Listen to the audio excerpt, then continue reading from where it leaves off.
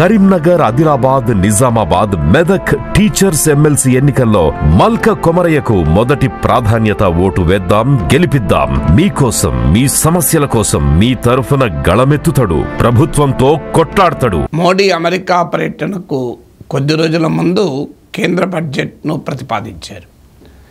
కేంద్ర బడ్జెట్లో డొనాల్డ్ ట్రంప్ను సంతృప్తి పరిచేటువంటి చర్యలు తీసుకున్నారని గతంలో కూడా చెప్పాను.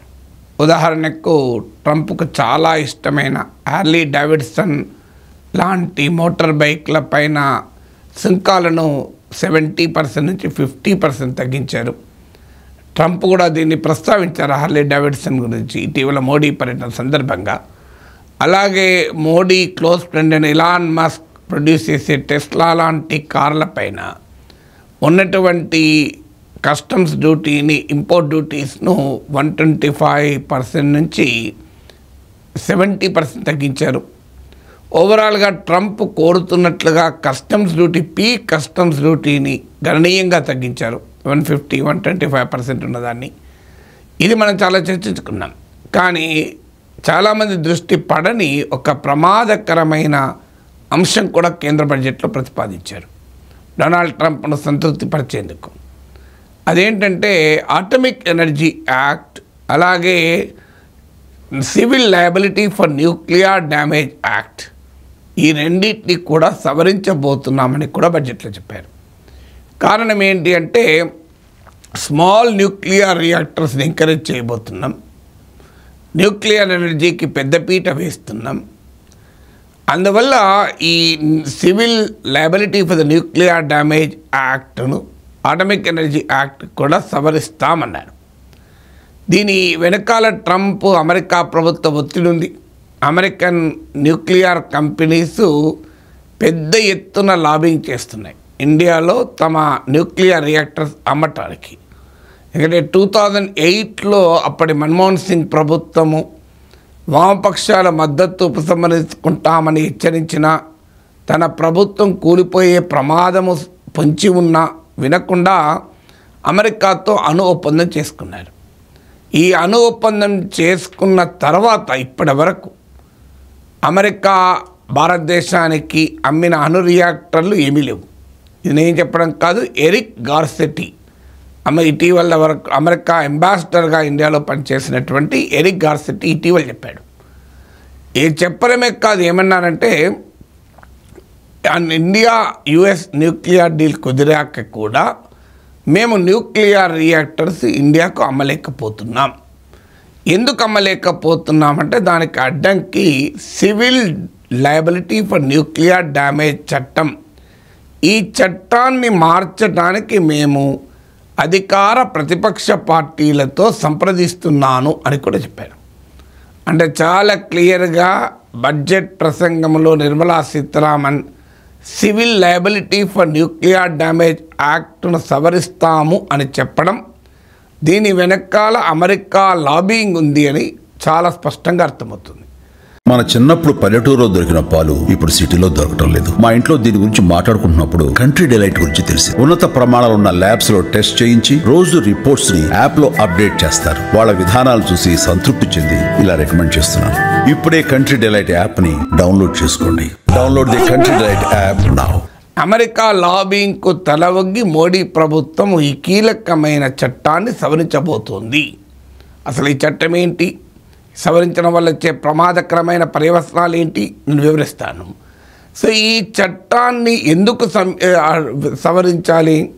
పెద్ద ఎత్తున అమెరికా తన అణు రియాక్టర్లను ఇండియాకు అమ్మాలి.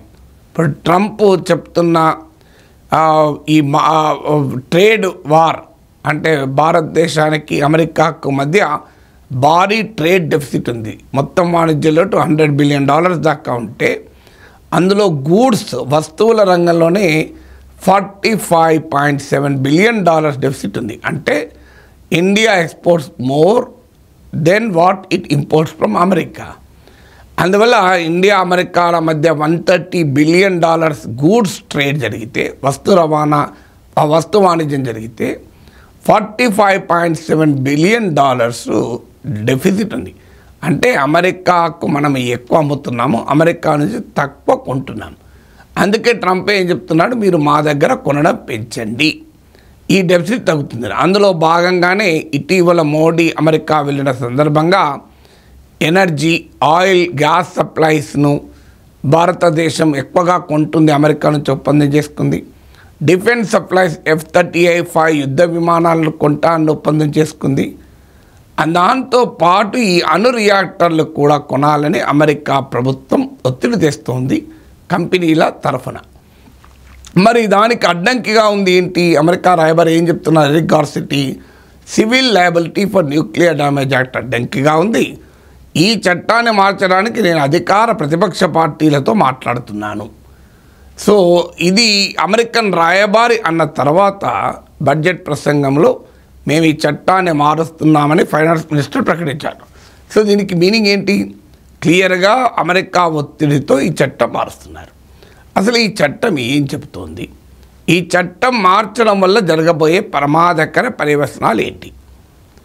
ఈ చట్టం ఏంటి అంటే, భారతదేశానికి అణు రియాక్టర్లు చాలా కాలము అమెరికా అమ్మలేదు, వెస్ట్రన్ కంట్రీస్ అమ్మలేదు.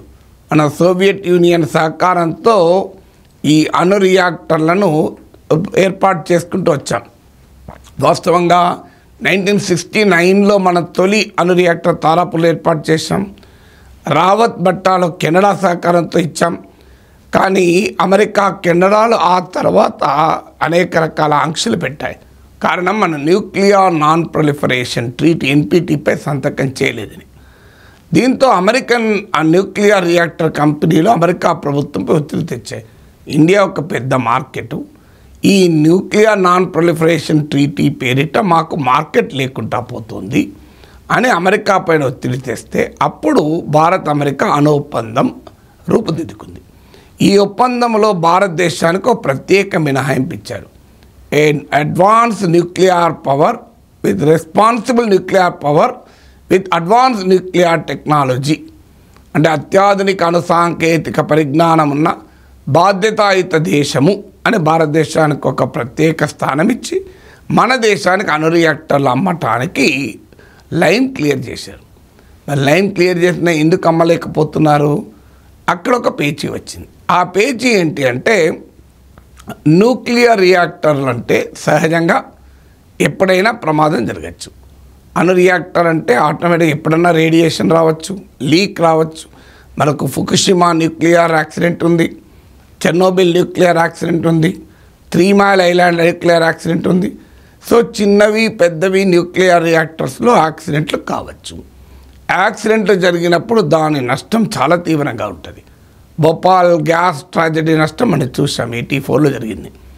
అప్పుడు ఇలా న్యూక్లియర్ రియాక్టర్లో యాక్సిడెంట్ జరిగితే, ప్రమాదం జరిగితే ఎవరికి బాధ్యత?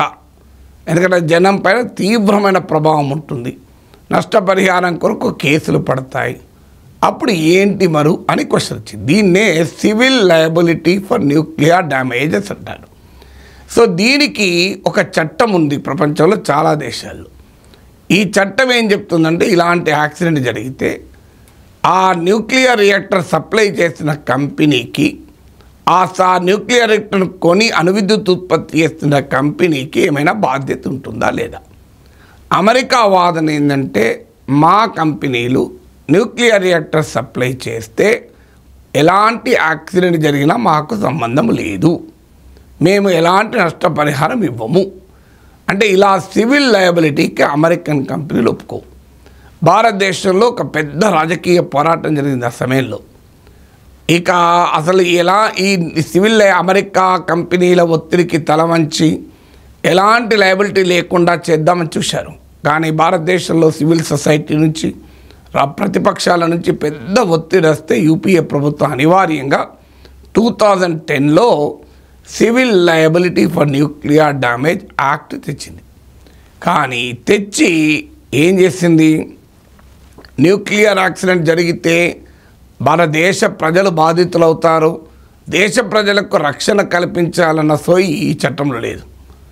ఈ చట్టంలో ఏముందంటే, న్యూక్లియర్ రియాక్టర్ సప్లై చేసిన కంపెనీ అయిన అమెరికన్ కంపెనీలకు కానీ ఇతర దేశాల కంపెనీలకు కానీ వాటిని ఎట్లా కాపాడాలని ఉంది. ఈ చట్టంలో ఏం చెప్పారంటే, న్యూక్లియర్ పవర్లో మూడు అంశాలు ఉంటాయి. ఒకటి ఆ రియాక్టర్ సప్లయర్, ఏదైనా వెస్టింగ్ హౌస్ అనో ఇలాంటి మల్టీనేషనల్ కంపెనీలు న్యూక్లియర్ రియాక్టర్ని సప్లై చేస్తాయి. ఆ న్యూక్లియర్ రియాక్టర్ని ఇక్కడ ఏర్పాటు చేసి పవర్ ప్రొడ్యూస్ చేసే కంపెనీ ఉంటుంది. ఇప్పటిదాకా ప్రభుత్వ రంగంలో ఉన్న nuclear power corporation of India limited చేస్తుంది. ఇక ప్రైవేట్ వారికి కూడా ఎలా చేస్తామంటున్నారు. మూడవది ప్రజలు ఆ అణు లీకేజ్ జరిగితే ప్రమాదానికి గురవుతారు. సో ఈ 2010 చట్టం ఏం చెప్పిందంటే, ఒక ఆపరేటర్ అంటే ఎవరైతే ఈ న్యూక్లియర్ రియాక్టర్ విదేశాల నుంచి కొని లేదా ఎక్కడి నుంచైనా దేశంలోనే తయారు చేసి ఆ న్యూక్లియర్ రియాక్టరు కొని పవర్ ప్రొడ్యూస్ చేస్తారే ఆపరేటర్ అంటారు. వారికి మాత్రం వారు ఈ డ్యామేజ్ చెల్లించాల్సిందే. ఏదైనా యాక్సిడెంట్ జరిగితే ఎంత చెల్లించాలి?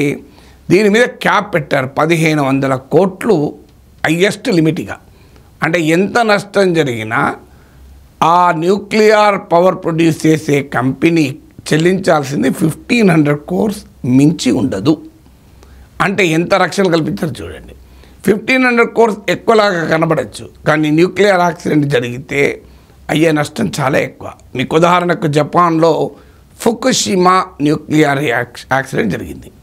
దాని నష్టం ఎంత అంటే Japanese centre for economic research JCER అంచనా ప్రకారం 35 trillion to 80 trillion Japanese currency, 35 లక్షల కోట్ల నుంచి 80 లక్షల కోట్ల జపనీస్ కరెన్సీ.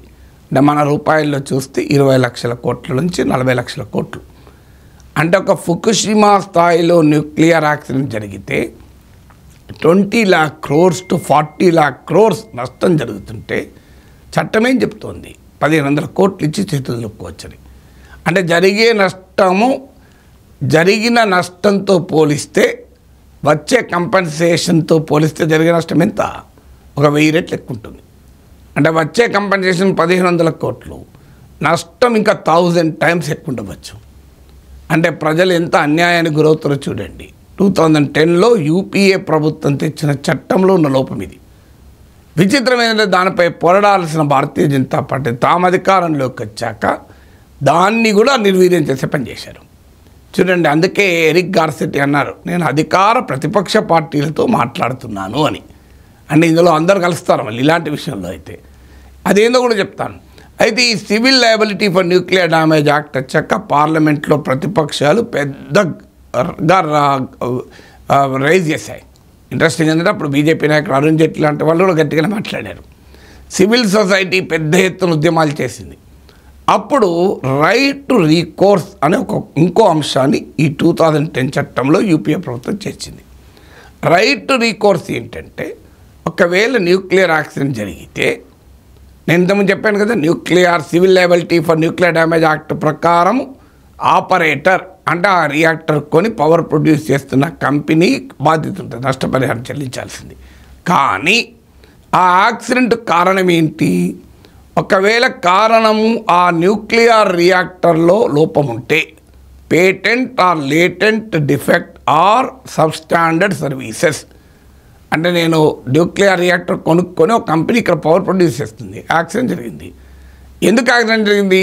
ఈ పవర్ ప్రొడ్యూస్ చేసే కంపెనీ నెగ్లిజెన్స్ వలన, లేదు కారణం ఏంటి అని స్టడీ చేస్తారు. ఒకవేళ కారణం కనుక ఆ న్యూక్లియర్ రియాక్టర్ డిజైన్లో లోపం ఉంటే, న్యూక్లియర్ రియాక్టర్లో patent and latent design defect ఉంటే, సబ్స్టాండర్డ్ సర్వీస్ ఉంటే, ఈ ఆపరేటర్ అంటే పవర్ ప్రొడ్యూస్ చేసే కంపెనీ తమకు రియాక్టర్ సప్లై చేసిన కంపెనీ నుంచి నష్టపరిహారాన్ని డిమాండ్ చేయొచ్చు. ఇది రైట్ టు రీకోర్స్. ఇది అమెరికా ప్రభుత్వం ఒప్పుకోలే. మళ్ళీ మా మీదకి వస్తుంది, మేము రియాక్టర్ మీకు ఇచ్చేస్తాం, అది ఏ ప్రమాదం మాకు సంబంధం లేదు. ఇది అమెరికా వాదన. ఈ రైట్ టు రీకోర్స్ కూడా డైల్యూట్ చేయమని చేస్తున్నారు. అన్నట్లే 2015లో బరాక్ ఒబామా ఇండియా పర్యటన సందర్భంగా ఎక్స్టర్నల్ అఫైర్స్ మినిస్ట్రీ వారు ఒక frequently ask questions on civil liability for nuclear damage act release చేశారు. ఇందులో ఏమన్నారు తెలుసా? కాంట్రాక్చువల్ అగ్రిమెంట్లో రాసుకుంటే, అంటే ఒకవేళ న్యూక్లియర్ రియాక్టర్ సప్లై చేసే కంపెనీ కొంటున్న ఇండియన్ కంపెనీ కనుక కాంట్రాక్ట్లో రాసుకుంటే ఈ లయబిలిటీ క్లాజు ఉండాల్సిన అవసరం లేదు. అంటే ఈ రైట్ టు రీకోర్స్ అనేది అవసరం లేదు అని చెప్పారు.